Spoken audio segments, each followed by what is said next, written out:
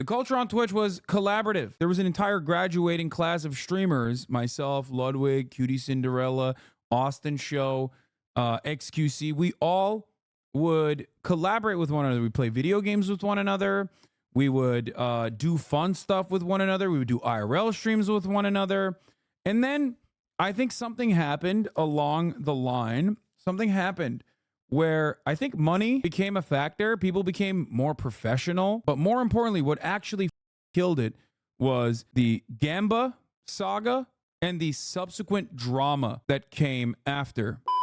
Is Pokimane right? In my life where I assumed everybody was older than me. Get into an Uber, the driver's probably older. Start a new job, my coworkers are probably older. And if I watch the NFL and I see a quarterback on my damn TV, he's probably older. Those times have changed. Patrick Mahomes is literally younger than me. And I realize it's also old.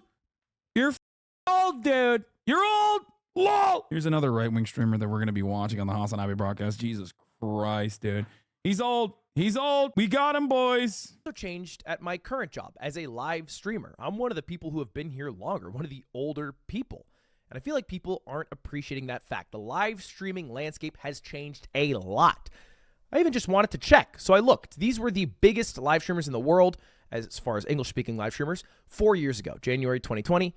And there's a lot of names here that are mostly my age or older. The Summits, the XQCs, the Lyrics. Now, there's some familiar names there like Tyler and XQC still, but also a lot of young names, the Jinxies, the Quesos, the Kais. And live streaming at its core is a young man's game. And it's changed. It's changed so much. And I want to talk about how much it's changed today, speaking through the lens of Pokey. Because she tweeted out something cryptic a couple days ago, the end of an era. Twitch has been my home for a decade, ellipsis.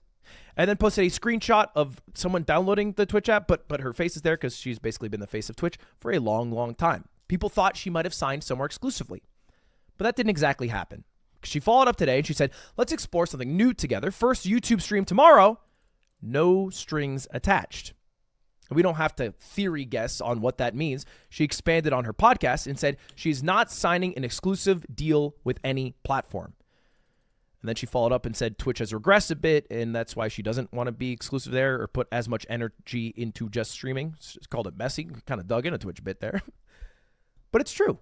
We haven't seen these huge exclusive deals, the ones that I used to talk about all the time, like XQC signing a $100 million deal, in a while.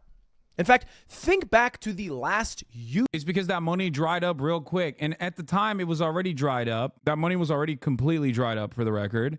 It just didn't matter because that was like stake back. So obviously that's a little bit different. This space is currently not too great for a lot of smaller content creators. Obviously, when you're at my level and have been at my level for quite some time, it obviously, especially because like I don't rely on like I don't rely on anything but subscriptions for the most part for consistent revenue, that it doesn't really matter. Don't Haas mods me. I'm just giving you the factually accurate information. I have 50,000 subs, okay? And I've had 50,000 subs for the past 2 to 3 years. Shut up. I'm just being simply honest with you. You know this. It is public, okay? I don't need VC money, and I don't take on advertisements beyond like every now and then a video game that I will play, and that actually makes people very happy when I do that anyway. 40,000 of them are MK, 34 MKD 50. So they're technically all like $1 because they're Turkish. Anyway, so the point is, when you are relying on ad deals, when you are reliant on sponsorships, when you are reliant on serving ads, the unfortunate reality is that when that stuff goes down in revenue, you get cooked. And that's what's happening for a lot of people right now. Ads don't hit as hard. They don't get as much money from serving ads, and they certainly are not getting the same sponsorship deals. Might look like they are. People are still getting sponsored, but as far as I understand, the contracts have got actually significantly reduced, sizably reduced. This is happening all around the sector, okay? It's happening everywhere. Also, how VCs play a role. Why would a content creator not join an exclusive contract? Genuine question. How does VCs play a role? VCs played a massive role in this space. They played a massive role because they were funding companies that were then going and funding streamers like marketing tech, ad tech, you know what I mean? Or marketing companies, like all of that stuff was being pushed by this endless growth that was backed by money being basically free, virtually free. YouTube exclusive streamer. Like, who got signed recently? There have been some re-signings. I got re-signed just a couple of months ago. But the last person who I think exclusively signed with YouTube was FaZe Swag back in September 2022. That's a long time ago. And Twitch hasn't been doing a lot of exclusive signings either. In fact, they're not doing any. They're trying to do the opposite. Dan Clancy, the CEO, said at TwitchCon, today we are taking it a step further and announcing that we are allowing simulcasting on any live streaming service. Do you think online entertainers have been paid too much for the last few years and it's now finally correcting? I guess it was a bit of a gold rush for sure. I think so. I think it was a bit of a gold rush. And I don't know. I mean, I don't really know. I think it was just like COVID. There was a lot of people watching. I would go so far as to say maybe they weren't being paid as much as they were supposed to during that COVID era. Because what do I mean by this? Like, they were getting fat contracts, right? For sure. But the eyeballs that they had was insane. You know what I mean? Like, the amount of genuine attention to the live streaming space was actually fucking psychotic. These were like one-man operations for the most part. So you thought like, oh, well, you know, it's just one person. Who cares? But like, I do think that in that era, people were getting paid a lot, but they probably were even worth more. Think about it. Yeah, Ludwig only made $2.5 million that entire year, including that subathon. And like, how much media coverage came from that subathon? Think about that. Their whole philosophy has been, yes, only in comparison to how many eyeballs were planted on him. Yes, the television equivalent of that is much more expensive. You're misunderstanding what I'm saying here. That's not a little bit of money. That's a fuck ton of money. But the TV equivalent of that is like unimaginably larger than that. Do you see what I mean? Because like there is no world in which you know, that many eyeballs are like that closely stamped to the fucking screen for that period of time. Do you get what I mean? But on the other hand, market rates, like ad rates for television, are still profoundly high. Basically being propped up by I guess this like fake industry. Okay, the CNN guy who was wondering how you had more viewers than his program. Yeah, the equivalent on TV at that point would be so much. You're way off on this. TV shows get canceled for getting twice of Ludwig's viewers. No, you're looking at Nielsen television ratings and comparing them to CCVs. CCVs are not the accurate Nielsen television rating. This is why I always say CCVs in comparison to a Nielsen rating would probably be around 10x. Okay. And then beyond that, you also have CTRs, click-through rates. Any kind of direct response campaign that you do on Twitch is going to be infinitely more successful in terms of your click-through rate, or in terms of your audience actually going towards that, whatever direction you're pushing them, than a TV episode or a TV ad that you're actually serving. Do you understand? Have you considered that chatter has no idea what they're talking about, though? Yes, which is why I'm explaining it. Concurrent viewership is what I'm talking about. That's what I'm talking about here. I am literally a television producer. You're way off on this. There's no conversion from click rate to a broadcast or streaming, so impossible to quantify. I'm literally a television producer. Great. So you understand that Nielsen television ratings are actually conducted in a different way than CCVs are, right? That's number one. Number two, there's no conversion from a click rate to a broadcast or streaming show, impossible to quantify. That's exactly what I'm talking about. That's why the views that you get on an ad on Twitch is infinitely more valuable if your actual success rate is how many people went and fucking followed through and like purchased the product. What is the conversion rate? Okay?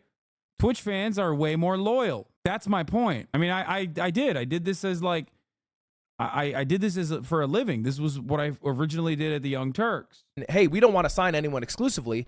We want to just have people stream on all the platforms possible, and we think our platform is the best, so people will go to us anyway. The only people who've been signing exclusively has, of course, been Kick. I'm gonna pee. Who have signed quite a few people exclusively. I believe the last one that I can remember was Nick Merckx back in October 2023. But even Kick has kind of slowed down a bit. To be fair, they did spend hundreds of millions of dollars, so I get it, but they've slowed down. Now, the reason everyone has slowed down isn't because of live streaming itself has slowed down. I mean, quite the opposite. In the past year, it's been doing better than really since COVID, right? If we look at this, January 2023, we had 2.4, almost 2.5 million average concurrent viewers. Now we're up to 2.6 with also more live streamers. So it's quite a healthy scene. But why aren't people signing exclusive contracts anymore? What happened to these $10 million, $5 million, $100 million deals? And the answer is that it's just not worth it for the companies. I mean, look, these companies are spending a lot of money, not on streaming exclusively, but on running a streaming platform. Twitch literally cut 1/3 of its staff. So it doesn't make sense to start paying for exclusive content because it hasn't really shifted on who has a majority in the live streaming space. And Twitch's philosophy of, well, hey, we don't need to sign anybody because people just think we're the best platform and will stream on our website has somewhat held true. I did a survey and I asked 30 of the biggest streamers in the world what the best streaming platform was. 28 said Twitch, 1 said YouTube, and 1 said multi-streaming. Nobody said Kick. To be fair, maybe I didn't ask the right crowd. But the fact remains, I think that era is gone. And I think that because YouTube has even said to me, hey, we're not going to sign Wait, what did he for running a streaming platform. Twitch literally cut 1/3 of its staff. So it doesn't make sense to start paying for exclusive content because it hasn't really shifted on who has a majority in the live streaming space. And Twitch's philosophy of, well, hey, we don't need to sign anybody because people just think we're the best platform and will stream on our website has somewhat held true. I did a survey and I asked 30 of the biggest streamers in the world what the best streaming platform was. 28. Yeah, the only reason for why that is the case is that it is still more, it is still better for monetization to Twitch stream than to stream on YouTube. It's the most intuitive website. It's the best website for chat communities. It's the best website to stream on if you're a content creator. Ultimately, though, the most important component here is revenue. Twitch Prime and the revenue opportunities, especially like sustainable, yes, he polled me as well, sustainable revenue opportunities on Twitch are still better. It's the best game in town. The sucky part about it is that it's gotten worse and worse over the years, but it's a race to the bottom because that's what happens when they have basically a functional monopoly. That's it.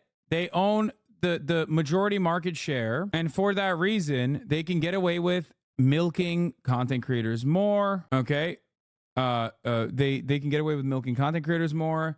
They can get away with what the fuck? Austin's on this petition. So should you raise your voice for wolves? They can get away with raising the amount of revenue that they take from you, and they can get away with like giving you less money. They can get away with like not giving you an exclusive contract. That's it. Said Twitch. 1 said YouTube, and 1 said multi-streaming. Nobody said Kick.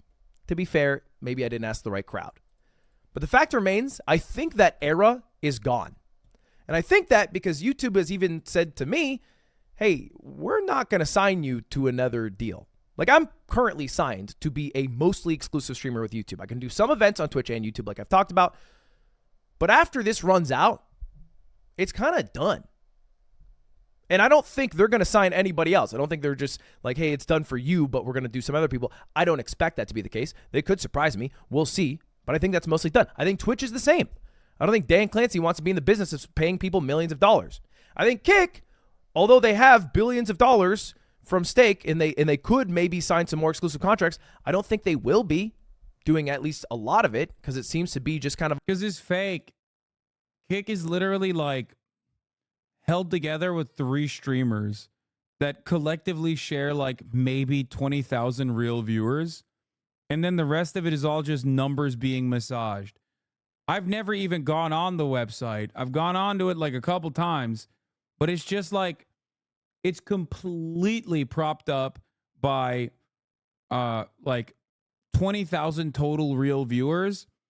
And then like half of those motherfuckers are also simultaneously posting on Twitter all the time, okay? Posting on Twitter all the time about everything that's going on Kick. The reason why I don't know anything about what the fuck's going on there is because I have muted all of those accounts basically. So now I don't know anything about Kick because I don't have any of those like impression farmers shitting up my goddamn timeline. It's basically drama alert plus all of the other fucking weirdos. That's your fault. You bully the weird slot kids off of Twitch. Ugh. Do Rumble next? What the fuck is Rumble? Yeah, just chatting has 120k viewers and 80k is one Neon stream. Yeah, that's not real though. That's botted to oblivion is my point. You're just hearing about Rumble? Yeah. Of a money hole and a money sink, and they haven't gained much market share by signing all these people. So that whole ecosystem for creators is dead. It is gone. And I don't think it is ever coming back. Neon Shot is faster than yours on Twitch. Yeah, dude. He literally isn't that the guy who's like the nerdy guy who says like unhinged racist shit? That's the guy, right? Misgive brought him up when we were streaming the other day. Yeah. Okay. So I don't know if you know this, but like you can bot chat too. You can just like have chat saying like ridiculous shit. If you think those numbers are real, then congratulations, man. I don't know what to tell you. You got fucking duped. And it gets a little worse for creators because I'm a little bit concerned that this could long-term impact Twitch. Is Pokey right to say that Twitch is a bit messy and it's regressing and it's not that appealing of a choice? Well, let's take a look at some recent news. Obviously, they had the layoffs. But outside of that, they also dropped this, an update to several streamer payout programs. Now, I saw some people talk about this as if it was a good thing. They basically expanded the Partner Plus program, which is allowing people to get a 70-30 split. And before they had a 100K cap on that 70-30 split, they've removed that cap. That's mostly a good thing for people who are earning more than $100,000 a year. They just will be able to earn more money. They'll get more of their share. But they also snuck in a change to the Prime Gaming subscription payout model. And this one's pretty fucking huge. I feel like people didn't talk about this enough. They've changed it so now when somebody gives you a Prime sub, it is a fixed rate depending on where in the world you got your Amazon Prime membership.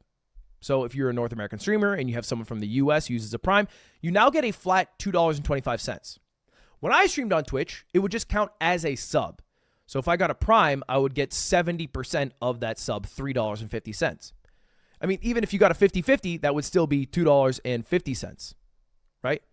And it's even worse if you have a lot of viewers who are outside of the US. Like, let's say you mainly stream to people from the UK.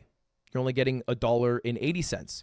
Let's say perhaps you are an e-girl streamer and you stream content that is generally for maybe an audience from a country who doesn't have a lot of pornography. So they Yeah, why didn't you talk about this more? Was it because the CEO was in the chat? No, I did talk about this. I talked about all of this in the same vein. like watching, live streaming websites. Turkey, as an example, you now get 9 cents per Prime. And it makes sense on paper. I think Amazon Prime in Turkey is like $1 a month if you do the currency exchange. So they shouldn't be like hemorrhaging $2.50. But this is a huge fucking change. And I think most people are now going to be earning. Oh no, Hassan, I'm giving you not that much then. Yeah, it's all good. Don't worry about it. I'm doing fine, okay? Especially if you're a Twitch watcher from Turkey, come on, you have way larger problems to worry about with respect to your with respect to your financial circumstances. Less money as a Twitch streamer because of this change in Prime. It's great for the people who are part of the Partner Plus program who are earning more than $100,000. This is verbatim what I said, by the way. This is verbatim, bar for bar, exactly what I said. That's a pretty small list. Most streamers aren't there, right? That's like a couple thousand people. But out of the 7 million people who go live every month, most are going to be negatively impacted. Do you think this will increase your share overall? No, it lowers mine because I was already Partner Plus technically, so it doesn't change that. It just takes, I get like a 2 to 3% shave off of like 70% of my audience due to, or not 70, like maybe 35% of my audience. That, along with a lot of people trying out YouTube because of this new non-exclusive thing that Twitch is trying to explore, I think might hurt them long term. For example, there's a lot. Why are we watching a millionaire discussing issues concerning only the fellow millionaires? Because you're watching Twitch, and I'm a Twitch streamer, and he's also a YouTube streamer / sometimes a Twitch streamer, and he's talking about literally your favorite, the industry that you consume the most. A lot of streamers who started streaming on YouTube are doing really fucking well. Like Moist Critical, whose viewership has skyrocketed on YouTube. He averaged about like 8 to 12,000 on Twitch. Now he averages like 15 to 25,000 on YouTube. Yeah, because he has like 4 million fucking, however many million subs. Similarly averaged about 10,000 viewers on YouTube at any given live stream. We also have Tens, who's been live streaming on YouTube, and they've been doing incredibly well. And even Point Crow, who right now is live streaming on YouTube to 2,500 people. On Twitch, he's at about 1,800. Now, that's not a very good example, though, because like when you split, YouTube does get more views than Twitch always, because YouTube does have a larger audience too. Live streaming could be the meta. Multi-streaming could be the meta. That could be the truth. And this would be great for Twitch if it was. But the reason people prefer Twitch is Charlie has 14.5 million subs on YouTube. Yeah. Because one, they have a lot more tools. So it's better as a creator to do the streaming. But most lurkers, which is the bulk of all viewers, tend to prefer YouTube. And unless Twitch offers more money via Primes, which is basically a subsidized subscription that Twitch gives to the viewers, what is the point of streaming on Twitch? Like, the culture's amazing, but if you are making more money... And the worst part is, the culture that carried Twitch for many, many years, which had many issues as well in the past especially, is going away. This is what I was trying to talk about, and I did kind of talk about it in the episode. I talked about it with Miskiff on his stream, on my stream a little bit, on Fear and Podcast. The culture on Twitch was a collaborative one. Okay, you're making slightly less money. No. Fuck the money part. It doesn't matter. Okay, the culture on Twitch was collaborative. There was an entire graduating class of streamers, myself, Ludwig, Cutie Cinderella, Austin Show, XQC. We all would collaborate with one another. We play video games with one another. We would do fun stuff with one another. We would do IRL streams with one another.